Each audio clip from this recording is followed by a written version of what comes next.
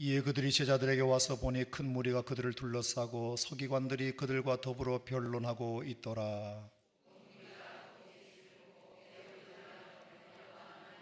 예수께서 물으시되 너희가 무엇을 그들과 변론하느냐?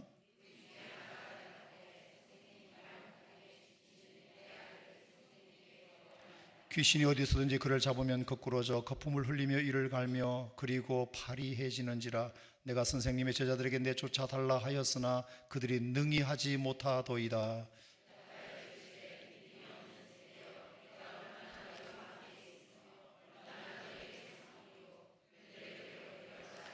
이에 데리고 오니 귀신이 예수를 보고 곧 그 아이로 심히 경련을 일으키게 하는지라. 그가 땅에 엎드려져 구르며 거품을 흘리더라.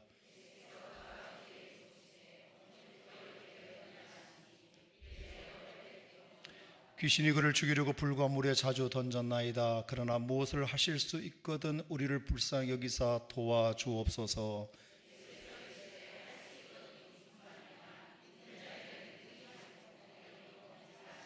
곧 그 아이의 아버지가 소리를 질러 이르되 내가 믿나이다. 나의 믿음 없는 것을 도와주소서 하더라.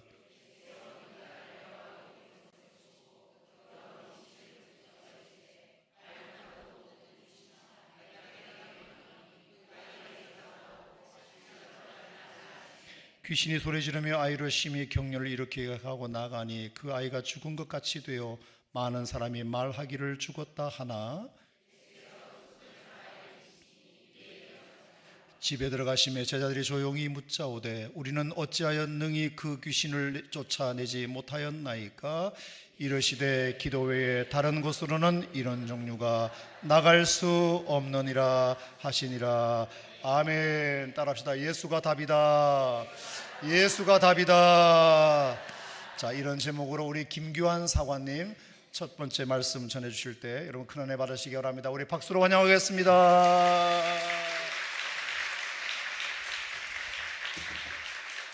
할렐루야. 반갑습니다. 우리 한번 옆에 계신 분 축복 한번 할까요? 하나님이 기뻐하십니다. 여러분 다시 합니다. 다시. 그냥 얼굴 보고 밋밋하게 하지 마시고 정말 축복하는 마음으로, 사랑하는 마음으로 손이라도 좀 꼭 잡아주면서 하나님이 기뻐하십니다. 하나님이 축복하십니다.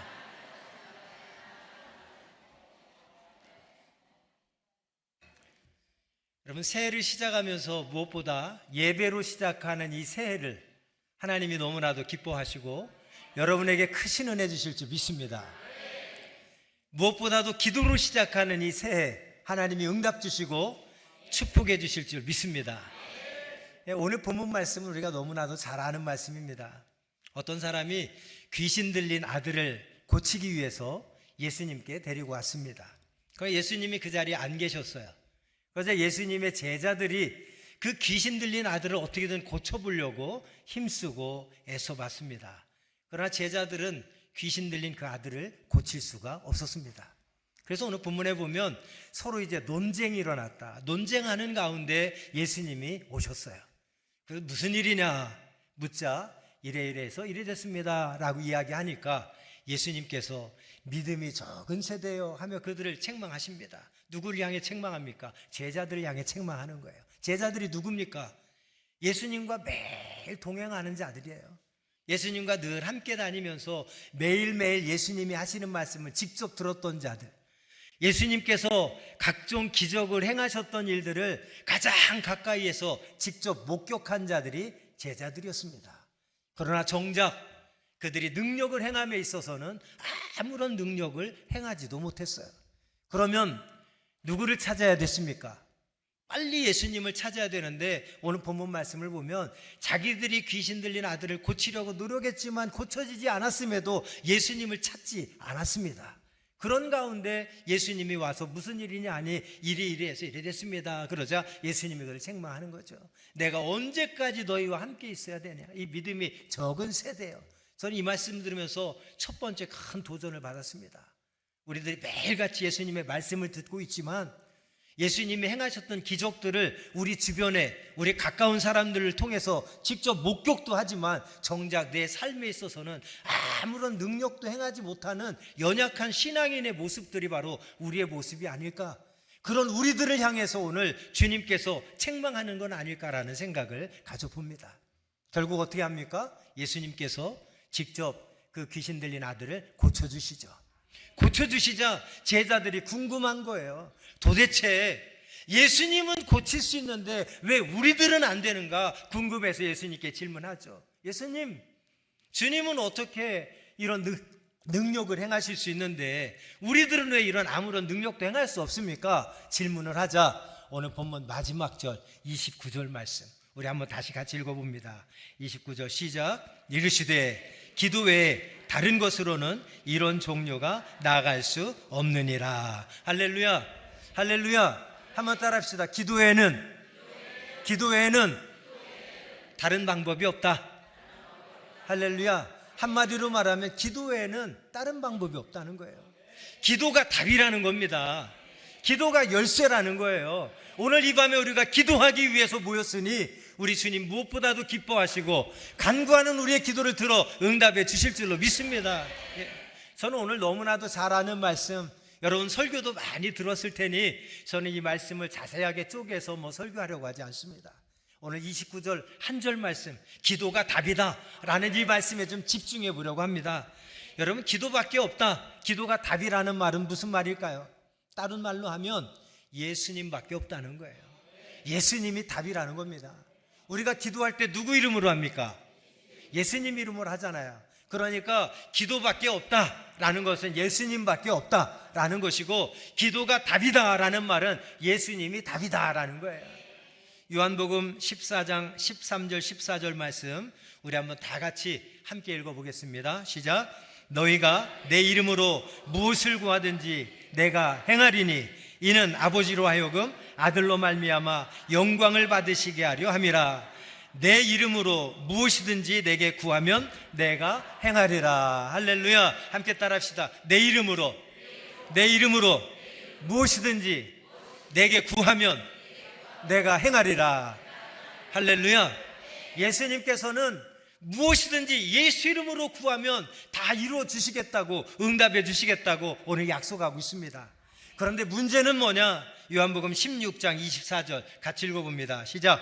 지금까지는 너희가 내 이름으로 아무것도 구하지 아니하였으니 구하라. 그리하면 받으리니 너희 기쁨이 충만하리라. 아멘.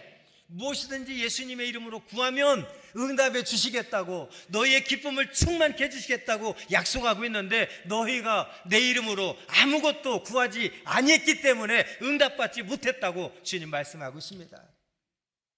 예레미야 33장 3절 말씀, 오늘 설교하고 아주 가장 깊은 연관이 있는 말씀인데 미리 한번 읽어보고 말씀 시작하겠습니다. 함께 읽습니다. 시작. 너는 내게 부르짖으라. 내가 네게 응답하겠고 내가 알지 못하는 크고 은밀한 일을 내게 보이리라. 할렐루야.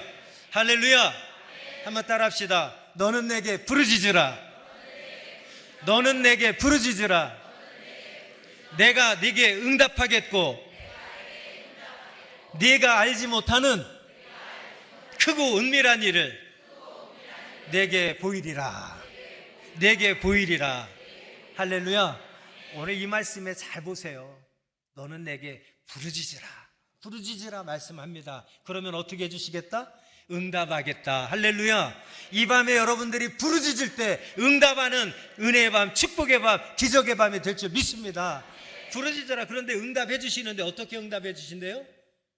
네가 알지 못하는 큰 일을 보여주겠고 네가 알지 못하는 아주 은밀한 일, 비밀한 일, 신기하고 놀라운 일을 너에게 보여주겠다 약속합니다. 그래서 여러분에게 부탁하기는, 올해 새해를 시작하면서 아마 이런저런 계획들이 많으실 거예요. 그러나 그 어떤 계획보다도 가장 우선순위에 여러분 기도를 올려놓으시기 바랍니다. 어떤 계획보다도 기도를 여러분의 삶에 가장 우선순위에 올려놓으시기 바랍니다. 그리고 이 말씀 붙잡고 믿음으로 기도하세요. 무엇이든지 내가 구하면 예수 이름으로 보면 응답해 주실 줄 믿습니다. 내가 부르짖으면 응답해 주시되 내가 알지 못하는 큰 일을 새해 보여주실 줄 믿습니다. 비밀한 일을 보여주실 줄 믿습니다. 신기하고 놀라운 일을 보여주실 줄 믿습니다. 여러분, 이 말씀 붙잡고 믿음으로 부르짖어 기도하는 새해가 될 때에 여러분이 알지 못했던 크고 놀라운 일들, 신기하고 비밀한 일들을 보게 되는 축복된 새해가 될 줄로 믿습니다. 그런 새해가 되시기를 축복합니다. 할렐루야. 우리 옆에 분 한 번 더 손잡고 눈을 바라보면서 정말 간절히 축복하는 마음으로 이렇게 얘기합시다. 예수님이 답입니다. 기도하며 부르짖는 새해가 됩시다.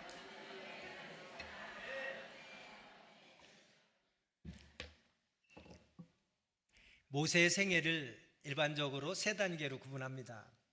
첫 번째 40년은 모세가 히브리의 노예로 태어나서 어느 날 바로의 공주의 양자가 되어서 이제 바로의 궁에서 그가 생활합니다.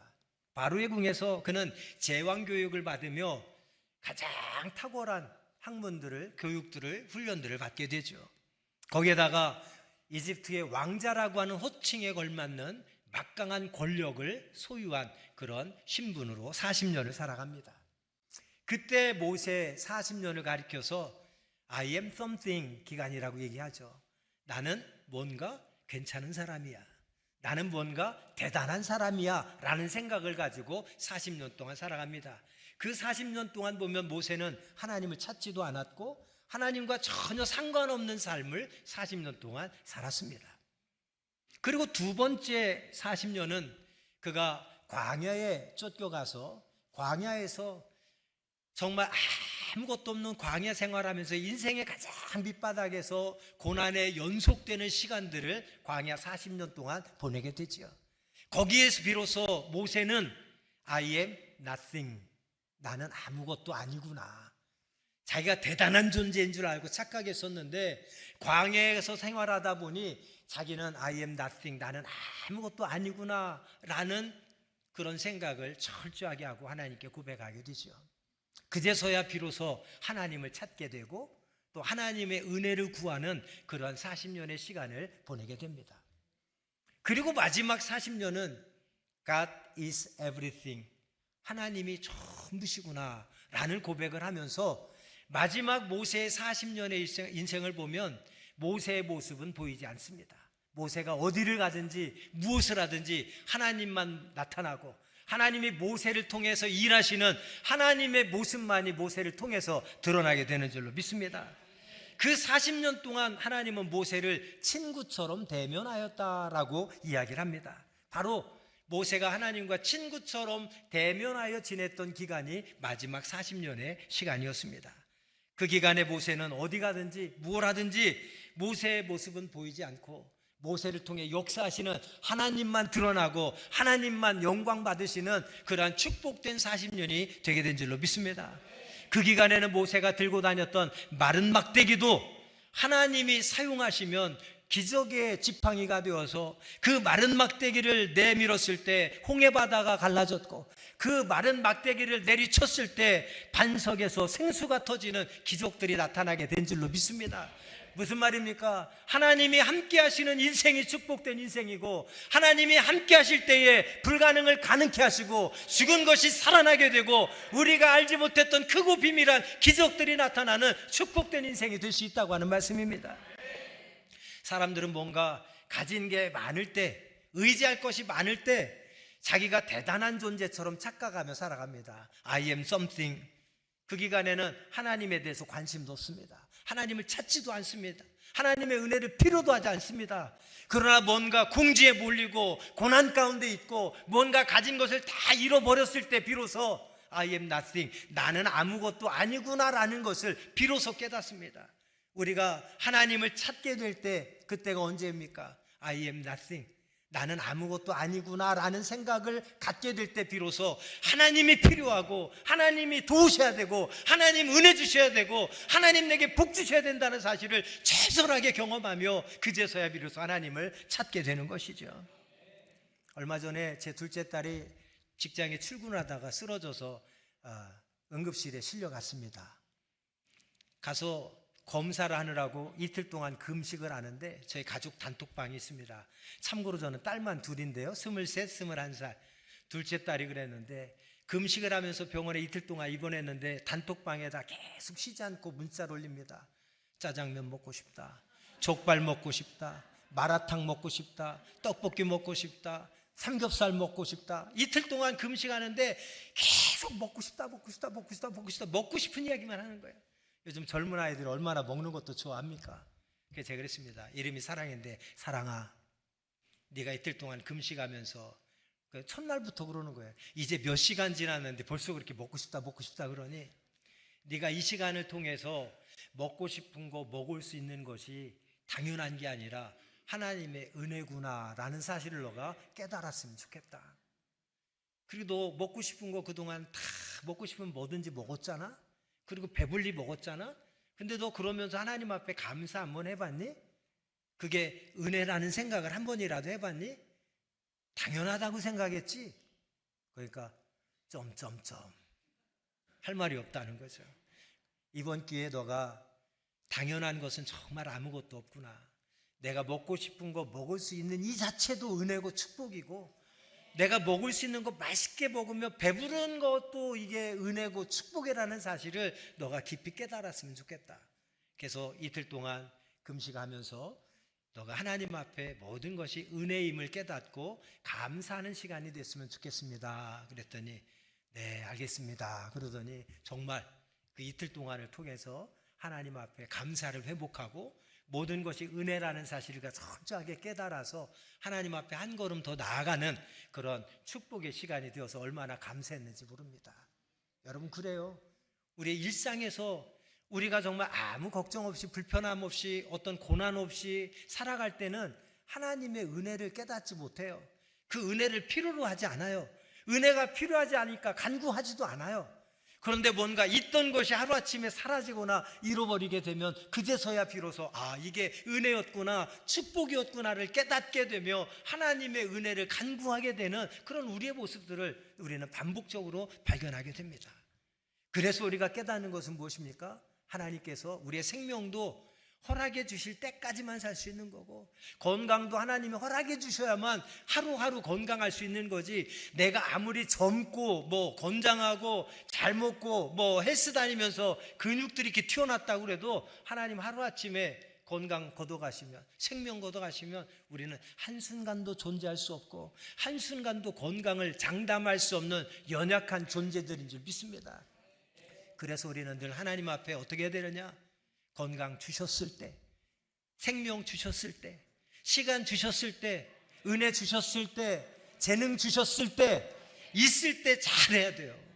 있을 때 정말 하나님을 기쁘게 드리고, 있을 때 하나님의 마음을 흡족하게 드릴 수 있는 믿음의 백성들이 되어야 될 줄로 믿습니다. 우리 옆에 분 했으니까 이번에 앞뒤 분 한번 서로 축복합시다. 있을 때 잘합시다. 있을 때 잘합시다.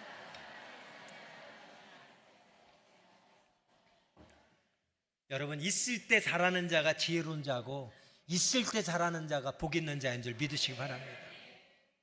저는 초등학교 2학년 때 장로교회 처음 다녔습니다.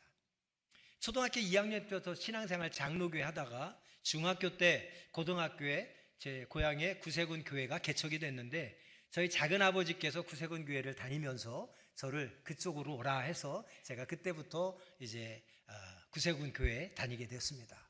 그러다 부흥회 때 은혜를 받고 강사님께서 혹시 목회자가 될 사람 이 앞에 나와서 헌신하라, 그 외침이 마치 하늘에서 하나님께서 제게 주시는 음성 같아서 제가 부흥회 때 강단 앞에 나와서 제 삶을 하나님 앞에 드리고 목회자가 되어서 평생 하나님 영광 위에 살겠습니다 작정했지요.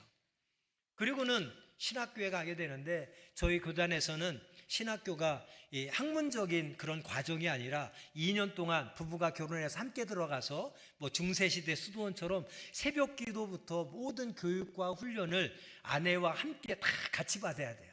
그래서 이런 학문적인 신학교가 아니라 목회자 영성, 목회자를 양성하는 그런 영성 훈련 기관입니다. 그러다 보니까 제가 저희 교단의 신학교에 가기 전에 학문적인 공부를 좀 하면 좋겠다 싶어서 간 곳이 침례신학대학교. 그곳에서 우리 김종훈 목사님 만나고 한 학기 동안 또 같이 자취했어요. 또 그래서 아주 우리 함께 잔 사이입니다. 그리고 또 강석원 목사님, 이외에 강사님 서시는 우리 다 신학교에서 만난 동기사관님, 목사님.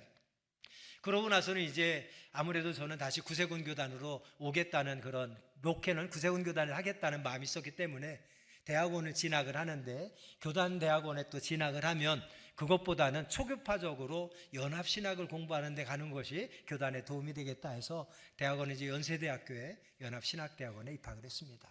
그래서 초교파적인 연합신학을 대학원에서 연세대학교에서 공부를 했고요.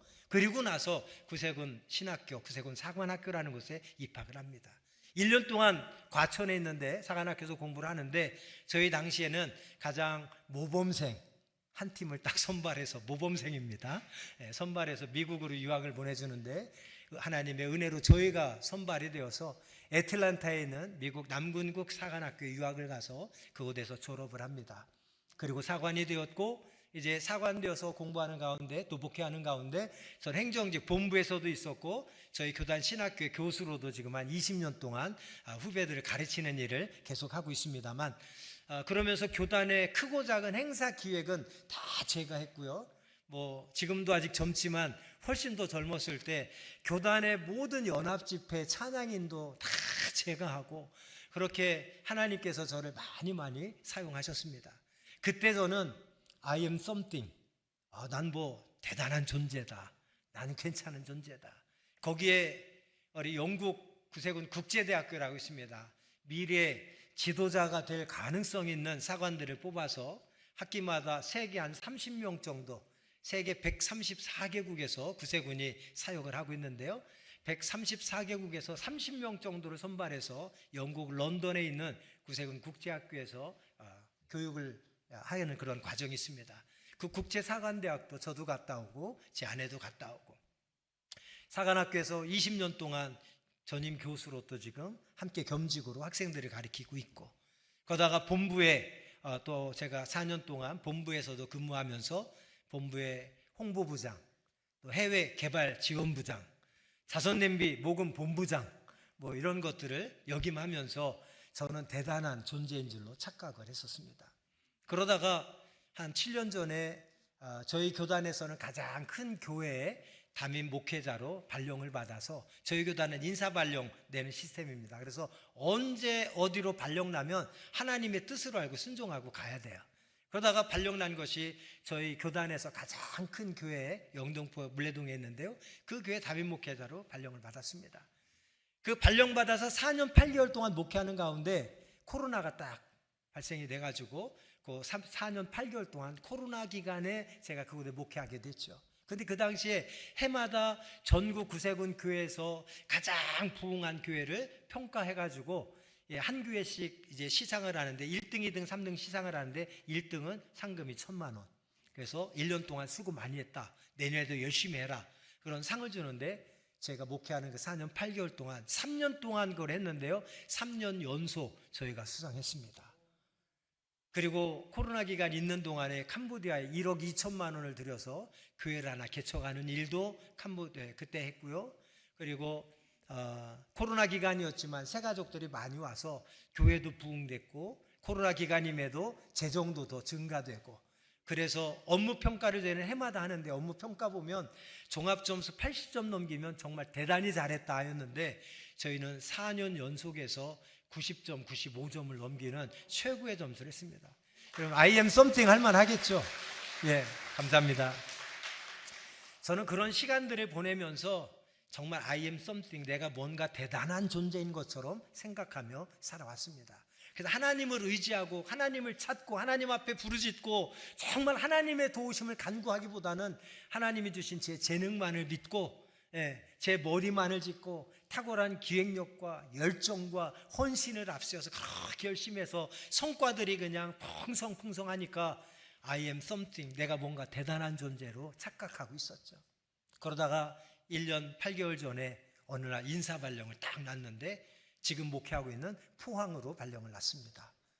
포항으로 발령을 나니까 전국에 아주 핫 이슈가 돼가지고 다들 이야기하는 거예요. 왜냐하면 제가 목회하던 곳에 10분의 1 정도밖에 안 되는 곳이었기 때문에 아니 모든 면에서 탁월한 성과들이 있고 열매들이 최고의 열매들을 거뒀는데 다음 인사 발령을 받으면 어디로 가야 됩니까? 더 좋은 데로 가는 것이 일반적이잖아요.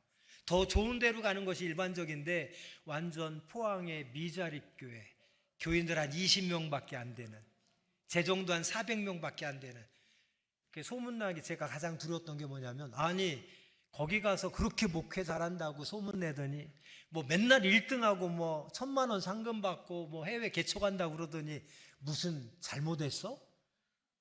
무슨 죄 졌어? 왜 하루아침에 저 포항에 유배를 보내?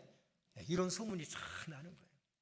그 앞에서 인간적으로는 너무 억울하고 너무 분하고 너무 상처가 되는 거예요. 이거 어떻게 하면 좋을까?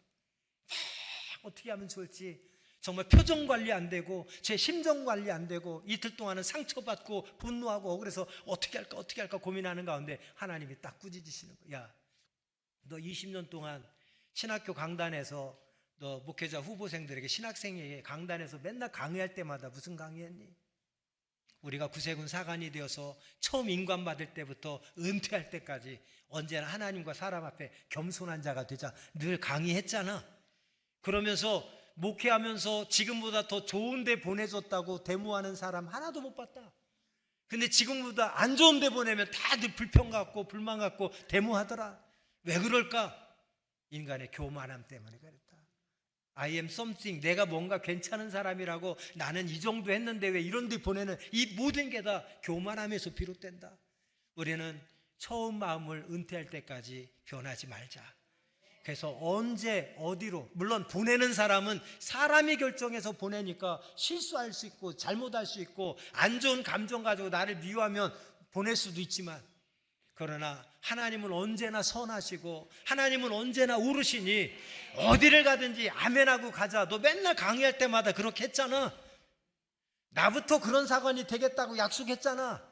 하나님이 나를 테스트하는 것 같았어요. 그래가지고 그래, 내가 늘 말했던 대로 나부터 실천하자.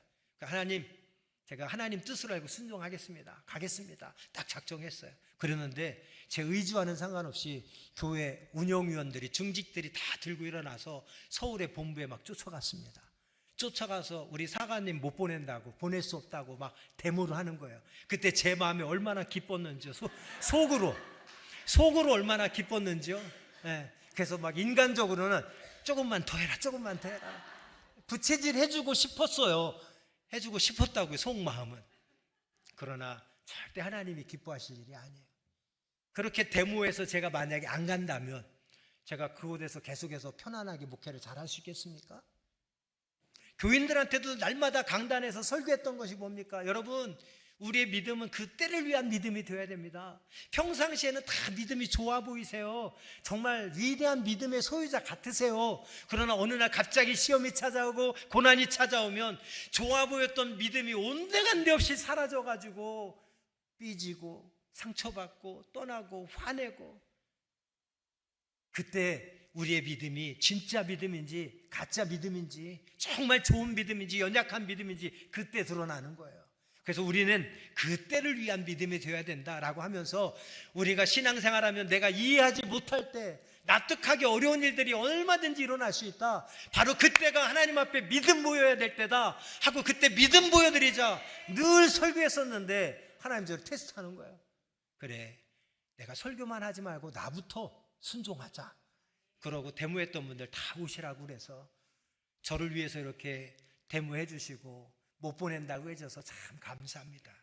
그러나 구세군 사관은 언제 어디든 보내면 가야 됩니다. 하나님의 뜻으로 알고 가야 됩니다. 저는 갈 거니까 여러분 여기서 이제 어떠한 행동도 하지 마시기 바랍니다. 그리고 오실 후임자 사관님을 잘 맞아주시고 제게 못했던 그런 사랑과 헌신과 충성을 후임자 사관님과 함께 여기서 실천해 주시면 좋겠습니다 라고 했더니 교인들이 눈물을 흘리면서, 사관님 저희들이 참 존경했습니다만 이런 상황에서 그런 태연하게 그렇게 말씀하시는, 가겠다고 하는 사관님 보니까 정말 더 존경합니다 라고 해서 떠나게 됐습니다. 포항으로 이사를 갔는데요, 이사가 보니까 조그마한 골목길에 그 중간에 교회가 있는데 내비게이션 찍고 갔는데 교회를 못 찾아서 두세 바퀴 골목길을 돌다가 결국에 찾았어요. 찾았는데 너무 옛날 그 골목길이어서 좁아서 이삿짐 트럭도 못 들어갈 만한 좁은 골목이에요. 그래서 저 좀 큰 거리 삼거리에다 트럭 세워놓고 거기서 짐을 다 옮겼죠. 이삿짐 도착하자마자 예배당부터 딱 올라가 봤는데 하나님께 감사. 제가 1년 8개월이니까 87주년, 그 교회가 87년 된 교회입니다만 뭐 주차할 만한 공간이 한 대도 없어요. 그리고 좁은 골목 중간에 위치해서 양쪽 옆에 건물이 가로막혀서 교회가 보이지도 않고, 그리고 가보니 교인들 한 20명 정도 모이고요. 헌금은 한 달에 한 400만 원 정도도 한 완전 미자립 교회인 거예요. 거기서 얼마든지 낙심할 수 있고 절망할 수 있죠. 교단에서 가장 큰 교회에다가 하루아침에 그런 교회 갔으니까. 그런데 진심으로 감사가 나오는 거예요. 어떤 감사? 하나님, 교회가 그래도 새 들어있지 않고 우리 건물이라 감사합니다. 하나님, 교인들이 한 2-3명에 있지 않고 그래도 한 20명씩이나 모이니 감사합니다. 교회가 낡고 오래는 되었지만 그래도 구색은 다 갖추고 있더라고요. 그래서 하나님 감사합니다. 정말 감사를 하나님 앞에 영광 돌렸어요. 그러면서 환경적으로 볼 때는 교회가 부흥할 만한 조건이 하나도 없는 그런 교회였어요. 여기서 과연 내가 뭐 할 수 있을까? 큰 교회야 교인도 많고 재정도 많고 일꾼도 많으니까 내가 가만히 있어도 교회가 저절로 굴러가고 가만히 있어도 막 교회가 부흥하고 했는데, 여기서는 뭐 아무것도 없으니 내가 무엇을 해야 되느냐 고민하며 하나님 앞에 기도하는데, 하나님께서 주셨던 말씀이 바로 오늘 본문 말씀이었습니다. 기도회에는 이런 유가 나갈 수 없느니라. 그 말씀을 제게 탁 주셔서 그냥 하나님 앞에 딱 무릎 꿇고 맞습니다. I am nothing. 비로소 그제서야 제가 I am nothing을 하나님 앞에 고백하게 됩니다. 나는 아무것도 아니군요. 이런 자리에 와보니까 나는 아무것도 아니군요. 모든 것이 다 하나님의 은혜고 축복이었구나를 깨닫고 눈물을 흘려 하나님 앞에 감사하며 회개하며 기도밖에 없다고 해서 여기서 기도하겠습니다를 작정했습니다. 그리고는 그 다음날 새벽 기도가부터 하나님 앞에 기도하기 시작되는데, 새벽 기도의 첫날 주신 말씀이 예레미야 33장 3절 말씀. 너는 내게 부르짖으라. 내가 내게 응답하겠고 네가 알지 못하는 크고 은밀한 일을 내게 보이리라. 그 말씀이 내 가슴에 콱 새겨져가지고, 그래, 기도밖에 없고 내가 하나님 앞에 부르짖어 기도해야 되겠다. 그럼 하나님 반드시 응답해 주시겠고 알지 못하는 크고 은밀한 일을 보여주신다 약속했으니 내가 기도해야 되겠다라면서 그때부터 아내와 함께 새벽마다 기도 오직 기도로 이제 기도의 사역을 시작하게 됩니다. 근데 기도만 하면 안 되잖아요. 기도에 합당한 삶, 기도에 합당한 열매가 함께 가야만 하나님 응답해 주세요. 기도에 합당한 삶은 전혀 받쳐주지 못하고, 기도에 합당한 열매, 삶의 열매는 전혀 뒤따르지 않으면서 기도만 한다, 하나님 응답해 주지 않아요. 우리가 간구하면서 기도에 합당한 삶의 열매를 우리가 맺어야 될 텐데 하나님 무엇을 기뻐하실까 생각하다 보니까 전도해야 되겠다는 전도의 마음을 붙이시는 거예요. 그래서 그래, 전도하지 않으면 절대 교회는 부흥할 수 없으니, 그러나 상황을 보고 환경을 보면 전도할 만한 여건이 아니고, 전도해도 여기는 교인 새가족들이 한 명도 올 그런 여건, 환경이 아니에요.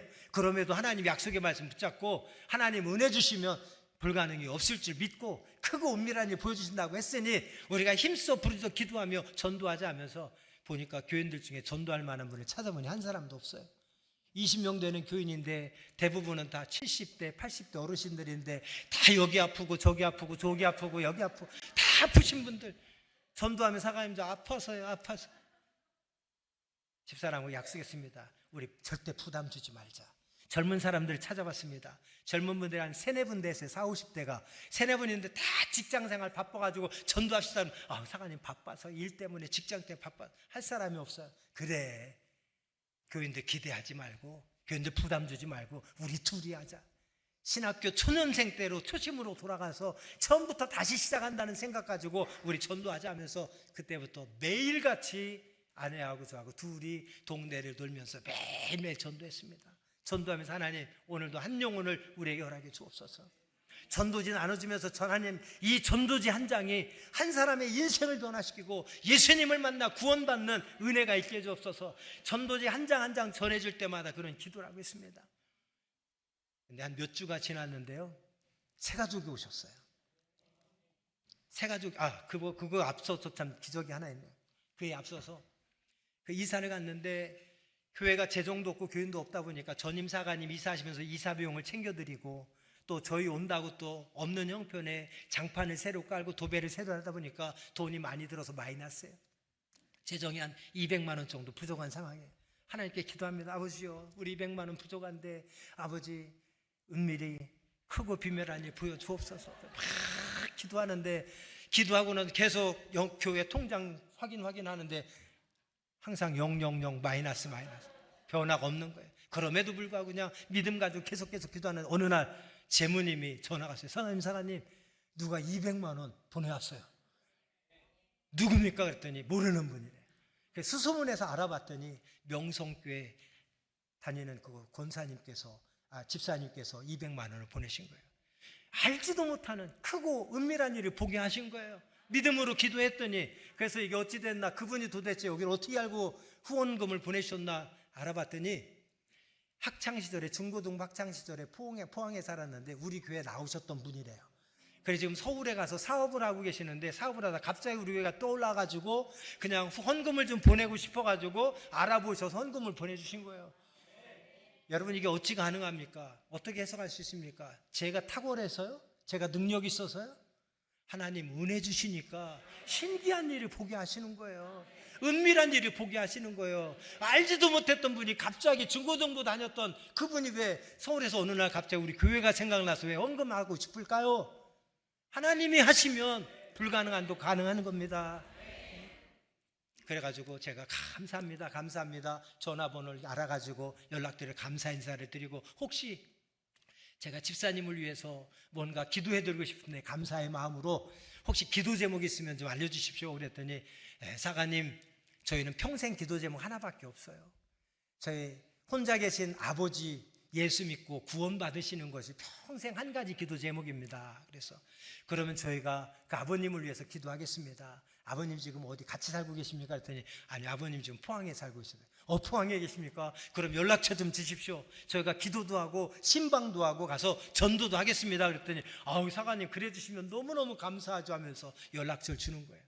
그러면서 그 다음 날부터 기도하기 시작합니다. 새벽자단에 하나님, 이분을 위해서 기도합니다. 우리가 신방할 텐데 하나님 미리 가셔서 그 마음을 준비시켜 주시고, 우리가 가서 복음을 전할 때 그 마음 활짝 열고 예수님 영접해서 구원받게 없어서 막 기도하고는 그분께 전화드려서 인사하고 한번 찾아간다 했더니 오라고 해서 날짜 잡아서 갔습니다. 가서 이제 안부 인사드리고 막 하다가 차 한잔 마시다가 갑자기 제가 강력하게 복음을 전하고, 아버님 이제 연세도 많으신데 예수 믿고 천국 가셔야 되지 않겠습니까? 아드님의 평생의 기도 제목이 아버님 예수 믿고 구원받는 거라고 하는데 아버님 이제 예수 믿어야 되지 않겠습니까? 라고 얘기했더니 아버님이 저도 예수 믿겠습니다. 할렐루야. 여러분, 이게 어떻게 가능해요? 제가 전도를 잘해서요? 말 언변력이 탁월해서요? 제가 능력이 있어서요? 아니에요. 하나님 은혜 주시니까. 하나님 말씀 붙잡고, 너는 내게 부르짖으라, 내가 네게 응답하겠고 네가 알지 못하는 크고 은밀한 일을 보여주겠다 약속하셨더니, 그 약속의 말씀 붙잡고 믿음으로 간구하고 갔더니 하나님 은혜 주셔서 우리가 알지 못하는 크고 은밀한 일을 보여주신 줄 믿습니다. 그 아드님이 평생 전도해도 안 된 분이 제가 갔더니 첫날 첫 신방에 그냥 예수님 믿겠다고 작정하고 그 주부터 교회 나오시잖아요. 그러고 나서 또 이제 열심히 전도를 하는데, 아까 말씀드렸습니다만 교회 앞에 조그마한 골목이 있는데 거기다가 커피 자판기랑 생수랑 바카스랑 이런 것 저런 거 구비해 놓고 골목 쉼터, 하나님 주신 이름입니다. 골목에 조그만 공간이 있어서 거기로 운동하는 사람, 출퇴근하는 사람 제법 많은 사람들이 왔다 갔다 해서 골목 쉼터라고 이름 짓고 잠깐 쉬었다 가더라. 그래서 거기서 계속 매일매일 전도합니다. 생수, 바카스 나눠주면 전도지 나눠주고, 이 전도지 한 장 준다고 무슨 전도가 되겠느냐 사람들이 이야기하지만, 그러나 하나님 은혜 주시면 이 전도지 한 장으로 예수 믿고 구원받고 인생이 변화되는 놀라운 기적이 나타나죠. 믿습니다. 믿음 가지고 매일매일 전도합니다. 그랬더니 몇 주 있다가 어느 새 가족이 또 딱 예배 오셨어요. 오자마자 막 계속 예배 내내 눈물을 흘리시며 막 찬양에도 은혜 받고 설교에도 은혜 받고 너무너무 예배를 은혜 가운데 드리시는 거예요. 끝나고 차 한잔 마시면서 상담을 하는데, 어느 날 그 앞을, 교회 앞을 지나가는데, 지금 생각하니까 사가님, 목사님하고 사모님이셨던 것 같아요. 전도지 한 장을 주는데 전도지 받고 딱 오는데 뒤통수가 막 너무너무 따갑더래요. 당연하죠. 제가 그 뒤통수에다 대고 하나님 이 전도지 한 장이 저분의 마음을 움직여서 예수 믿고 구원받게 하시고 인생을 변화시키는 이 전도지가 기도했으니까 따가울 수밖에 없죠. 계속해서 그게 막 뒤통수 이 따가움이 사라지질 않고 계속 생각나더래요. 그러는데 또 남편이 또 운동 간다고 갔다 오다가 또 전도지하고 생수 받아가지고 집에 와서 식탁 위에다가 딱 올려놓는데 계속해서 그 전도지가 눈에 띄더래요. 전도지 쭉 읽어보니까 구세군 교회가 이런 교회구나. 자선 내비만 하는 줄 알았는데 그 구세군도 교회구나 하면서 전도지 보고 마음이 이제 조금 끌리던 차에 꿈을 꾸게 되는데 3번이나 연속해서 하나님이 똑같은 말씀을 계속해서 꿈속에 보여주시더래요. 그러면서 새벽에 딱 눈을 떴는데 십자가가 그분 집사님 그 가정의 거실로 십자가 불빛이 쫙 내려치더래요. 이게 뭔가 하고 봤더니 저희 교회 십자가 네온사인 새벽에 그 불빛이 그 거실로, 여러분 그게 그날만 내리쳤겠습니까? 항상 내리쳤는데 그 불빛이 관심도 없고 보이지도 않다가 그날따라 십자가 불빛이 그냥 자기 집에만 다 환하게 그냥 비춰주는 거예요. 마음이 움직여가지고 교회를 나가야 되겠다, 하나님의 사인인가 보다 싶어서 작정하고 교회를 나오게 됩니다. 예배당 문을 딱 열고 나왔는데 깜짝 놀랐대. 온몸에 전율이 나고 3일 동안 3번이나 똑같은 말씀을 꿈속에서 보여줬는데 우리 교회 강단의 표어가 일어나 빛을 발하라, 똑같은 말씀이 강단에. 여러분 제가 신학 박사입니다. 이래봬도 저희 교단 신학교에서 신학 교수로 강의도 하고 있고요. 신학 속으로 도저히 해석할 수 없는, 제가 능력이 있어서 이런 일이 일어날까요? 아니에요. 너는 내게 부르짖으라, 내가 네게 응답하겠고 네가 알지 못하는 크고 은밀한 일을 네게 보이리라. 그 말씀 믿고 믿음으로 간구하고 그 믿음에 합당한 삶의 열매를 맺기 위해서 앉으나 서나 전도했더니 하나님께서 그 모습을 기쁘게 여기셨는지 그 발걸음을 보내주시는 거예요. 그러면서 새 가족들이 한 명 늘어나니까 교회가 발칵 뒤집혔습니다. 왜 뒤집혔습니까? 최근 7, 8년 동안 교회에 새 가족이 단 한 명도 안 왔었는데, 그러면서 교회가 지금 한 30년, 40년 동안 사관님들이 계속 바뀌면서 내리막에서 더 이상 내려갈 데가 없을 정도로 완전히 바닥에 그 상태까지 내려와 있어서 교인들은 상처에 상처를 받아가지고 이제 다 마음 떠나고 희망도 없는 그런 상황인데, 새 가족들이 한 명 모이기 시작하니까 우리 교회도 뭔가 되나 보다, 우리 교회도 변화가 되네, 우리 교회도 부흥이 되네 하는 마음들이 하나씩 갖기 시작하는 거예요. 그러면서 교인들이 무슨 마음 갖냐, 우리 사가님 사모님만 매일 전도하시는데 우리도 나가 좀 전도 좀 해야 되겠다, 새 가족들이 이렇게 오는데 우리도 전도하자 하면서 한 분 전도에 함께하는 분들이 늘어가기 시작합니다. 그러다가 한 분 늘어간 거가 제가 어느 날 작정을 하고, 여러분 오늘은 우리가 한번 토요일 날 모여서 힘써 보여서 시내 가서 집중 전도를 합시다. 그랬더니 여러분 오늘 한번 작정하고 다 한번 모입시다. 그러고 딱 모였는데 몇 명이 모였냐면 30명이 모였어요. 전도팀에 20명 교인들 예배하는 있었는데 새 가족이 10명이 늘었다는 얘기예요.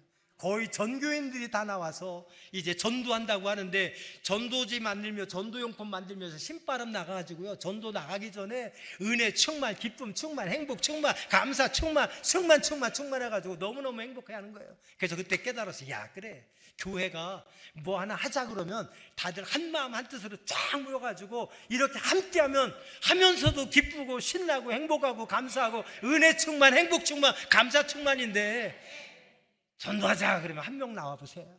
할만 나겠습니까? 청소하자 그러면 3명 나와보세요. 할만 하겠습니까? 우리 오늘 토요일 날 한번 청소합시다 그랬는데 500명 정도 나와보세요. 이건 청소하기 전에 이건 게임 끝. 그런 교회는 될 수밖에 없는 교회, 부흥할 수밖에 없는 교회. 그 전도 나갔지 않습니까? 30명이 나가서 그 신바람 나가지고 전도를 나갔는데, 전도지 열심히 나눠주는데 가다 보니 전도지 받아 쓰레기통에 막 버리는 거예요. 그러니까 저희 부교님, 우리 부교님 집사님이 한 분이 오셔서, 사장님 이거 전도지 너무 아까워요. 저거 보세요. 다 쓰레기통에 버려요. 어떻게 하면 좋아요? 전도지 나눠주려면 아까워요. 집사님, 아깝다고 생각하지 마세요. 믿지 않는 사람은 당연히 버릴 수 있어요.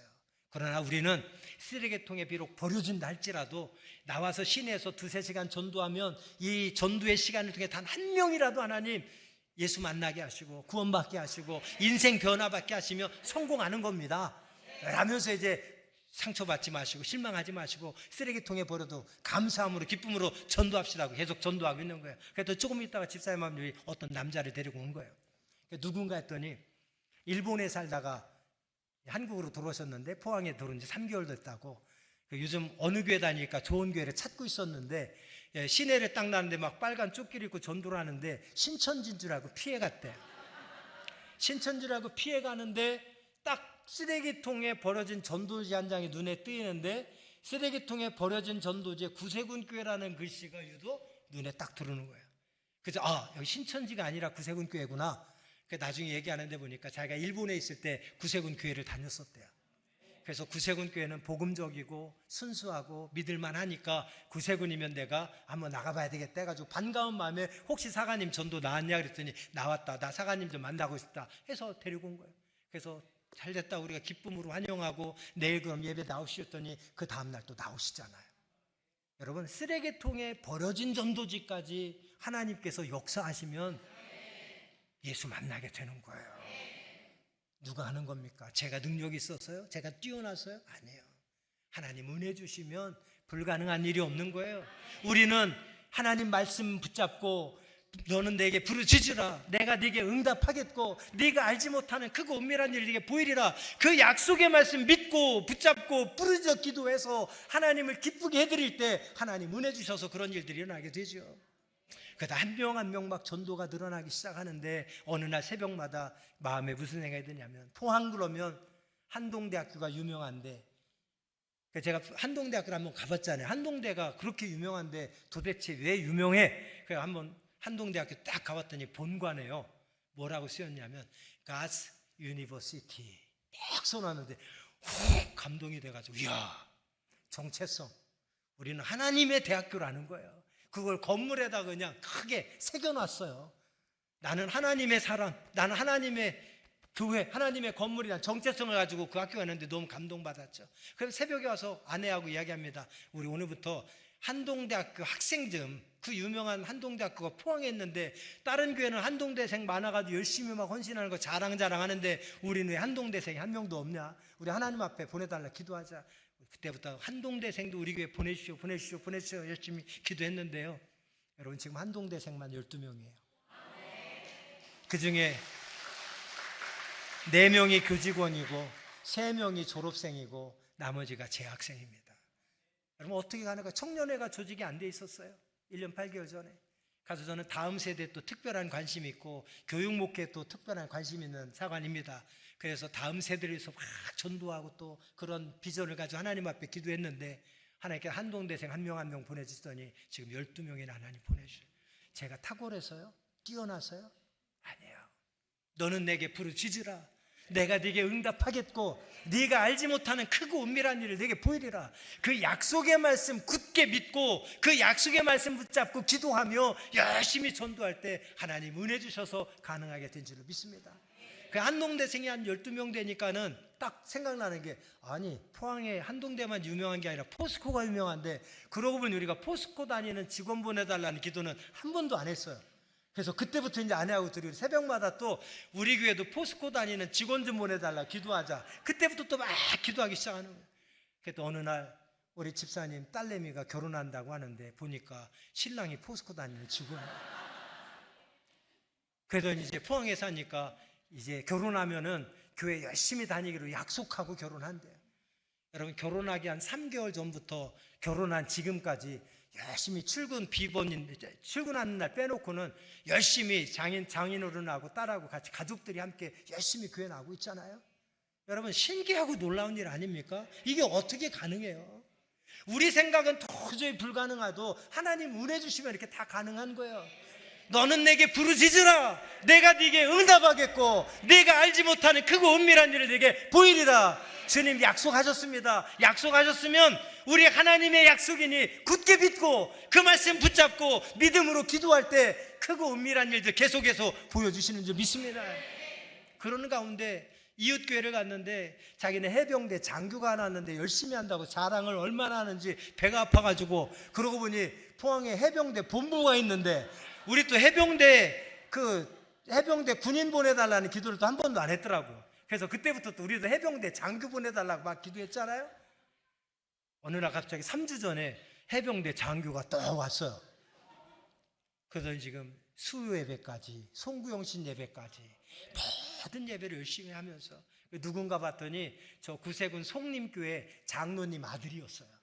근데 해병대 장교가 됐는데 포항으로 발령받아가지고 이제 우리 교회 나온 거예요. 보내달라니까 하나님 군인을 이사 발령내서 포항으로 발령 보내서까지 보내주시고, 아내에게 포스코단 직원 결혼시켜서라도 보내주시고, 여러분 크고 은밀한 일을 하나님 보여주시는, 야, 이게 기가 막힌 거예요. 이게 말씀들이 신학적으로 이게 해석하려고 하는 게 아니라 말씀 그대로 믿어지고 말씀 그대로 역사하니까 이 말씀 신뢰할 수밖에 없고 이 말씀 붙잡고 기도하지 않을 수가 없는 거예요. 네? 그러면서 하나님 은혜 주셨는데, 여러분 오산교회에 비하면 아무것도 아니죠. 정말 세 발의 티도 안 납니다만, 처음에 갔을 때 주일 오전 예배 때 한 20여 명 모여서 예배 드렸는데요, 지금 1년 8개월 됐는데 지금 70명 모여서 예배 드리고 있습니다.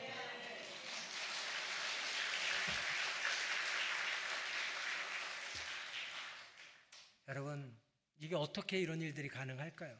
대형교회에서야 70명 새가족 오는 거 아무것도 아니지만, 저희같이 작은 교회에서 벌써 3배 이상, 청년부는 4배 이상을 하나님이 부흥시켜 주셨습니다. 이 모든 것 해석할 수가 없어요. 우리 인간적인 세상적인 그런 지식으로나 뭐 신학적으로나 도저히 해석할 수 없는 일들, 그러나 하나님이 은혜 주시니까 다 가능하더라는 거죠. 저기선 그러면서 지금 가장 최근 따끈따끈한 간증 하나 하고, 시간이 벌써 저렇게 됐네요. 죄송합니다. 빨리 마칠게요. 마지막 간증. 그러는 가운데 청년들이 한 10명 이상이 딱 전도되고 40명 이상이 새가족이 들어왔는데, 거기에서 30명 정도는 어르신들이, 장년들이 이제 새가족들이 왔는데 다 60대 70대예요 그러다 보니까 30, 40대가 너무 부족해요. 30, 40대가 부족하니 이제 교회가 많이 부흥돼서 이제 지출될 것도 많은데, 다 청년들하고 어른들이 많다 보니까 일꾼도 좀 부족하고 재정적으로 좀 부족하고, 재정이 조금만 더 정말 하나님 허락하시면 교회가 더 튼튼하게 세워져 갈 것 같은데 하면서, 우리도 30, 40대 하나님 좀 보내달라고, 새가족 이제 30, 40대 보내달라고 집중적으로 기도하면서, 할 수 있다면 30, 40대 중에서도 믿음 좋으신 분들, 정말 일꾼인 분들 보내달라고 기도했습니다. 우리 청년 찬양팀도 아주 얼마나 은혜롭게 잘하나 몰라요. 근데 베이스 기타가 없어가지고 지금 베이스 기타 주자를 또 계속 기도하고 있습니다. 근데 지난주 토요일 날 어떤 부부가 갑자기 찾아왔어요. 교회에 토요일 날. 왜 그러신가 했더니, 전에 다니는 교회에서 정말 물질적으로, 시간적으로, 재능적으로 아낌없이 다 쏟아부어서 헌신했는데, 그렇게 너무 열심히 하니까 교인들이 시기하고 질투하고 그렇게 미워하는 교인들이 많아가지고 상처들을 너무 많이 받아서 참다 도저히 못 참고 그냥 떠나온 거예요.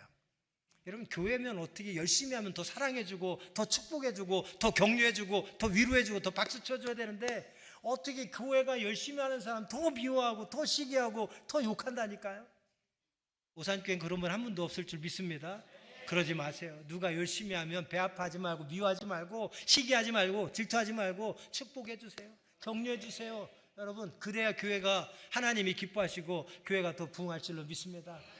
근데 토요일 날 왔는데, 그래서 교회를 이제 포항에 좋은 교회를 찾는데, 인터넷 딱 검색, 포항 교회 딱 검색했는데 첫 번째로 유튜브에 저희 교회가 딱 뜨더래요.